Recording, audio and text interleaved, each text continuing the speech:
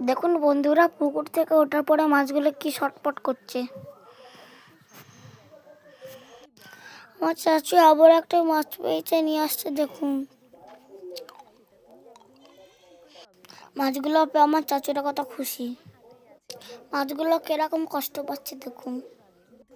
মাছগুলো আবারও পরিষ্কার পানিতে ধোয়া হবে, তাই আমার চাচা আটটা শুনে পুরো পরিষ্কার পানি যাচ্ছে।